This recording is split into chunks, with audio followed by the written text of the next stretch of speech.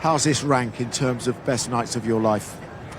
Best night. I thought we would say best, best Sunday, best race, best championship. It's very, very high in this classification. I was, reflecting actually on this one while I was in the garage, taking a bit of a breath, processing it. It made me think about 2010 when we actually didn't win with Ferrari here. It was a close gap even in that case. Now it's 2 points, and it can go one way or the other. Sometimes it's just a matter of details. It came after a couple of difficult races. We made our life more difficult than, ideal. But I'm just so proud. I think being proud of the team is my main feeling at the moment. Being proud of how everyone responded to the call this season, the call to elevate the game compared to last year. The demand has been huge. Two drivers in the contest, trying to do it the McLaren way, trying to be fair, respectful. It's been a lot of work, but the team has been so united. Even when we had our bumps on the road, everyone was stuck with a culture of progress, a culture of trying to seek all the improvement, unity, and I'm just so happy that the team have been rewarded with this success that is Lando's, but is also a team success. Let's talk about congratulations to you all. Thank you, Martin. Let's talk about the race. Turn 9, Oscar sails around the outside of Lando. Was that in the game plan, or were you sitting there thinking, what is this all about? There's been more than one conversation this weekend with our drivers. We knew that in the first lap there could be a swap of position, or there could be Oscar having the possibility to pass. We didn't want to prevent it, but we said even more than normal, just play very safe. And I think that was a very safe maneuver.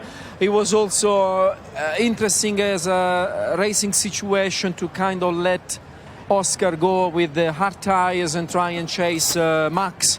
This was to some extent even in the interest of Lando himself. So it was always a little nerve-wracking, but actually there was a lot of preparation in terms of how we should conduct ourselves in this kind of maneuvers. So I would say it went according to the plan. So first of all, congratulations, fantastic for the entire team, and I'm sure celebrating back in Woking as well. But given what we've just discussed with Martin, did you expect the hard tyre to be better than the medium at the start? And if so, was there ever a thought to start Lando on that tyre? So we expected the hard tyre to be the better tyre today. I think we saw that we didn't test the hard tyres because we wanted to save them for the race, and thankfully so. We knew that at some stage the medium tyres would have grained, but Max did a very good job of going actually very long, great pace. I think he confirmed that in this second part of the season, Max and Red Bull have been, from a performance point of view, very strong. This has raised, if anything, the bar in terms of the challenge that we needed to face to try and win on track the Drivers' Championship. I think this was a good battle on track, almost meaningful of the season, and I'm very thankful and grateful to the whole team that we actually ended up winning it. I was going to say, actually, sorry, on that front, on Qatar and Abu Dhabi, take us inside the team. Now that you have got it done, and I put this to Zach with regards to the ethos and sticking by it and sticking by your principles, how nervous was everybody after that? Now that you've done it, and it's a victory for the way you've thought about things.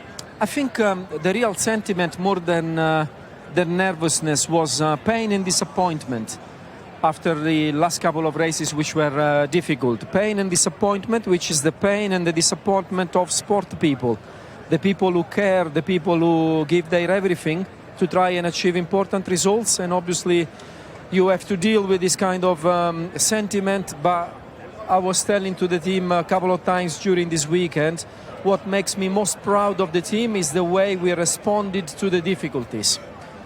like we are proud about the success, about the trajectory from last to double world champion in 3 years. This makes us proud. But deep inside, I think I'm more proud of how we responded to the difficulties, how we kept ourselves united, how we never pointed the finger to any of our colleagues. I think this makes so much of a difference when you want to just keep building, just get better and better. The bar, like I said before, is very high. When you're trying to beat a driver that is 4 times world champion in an established team, they know very well what kind of game this is. The bar is high, you need to go united. Let's talk about Oscar Piastri. What a job he's done for you, especially this year. Well, Lando is champion. Effectively, we could have had 2 champions this year. The gap between the two was so small. And I said after qualifying that I think it was 30 milliseconds, that was the whole story of a season. 30 milliseconds in qualifying, always so close on track, very close on lap 1, as you said. Some tense situation from that point of view, but always resolved for the best. Oscar was a worldwide champion, and he was worldwide champion 3rd season in Formula 1. He learned so rapidly. He had a couple of races where he struggled a bit in the famous low grip tracks. He learned very rapidly what to do. He became immediately competitive again. His trajectory is phenomenal, and definitely we have a future multiple world champion in Oscar.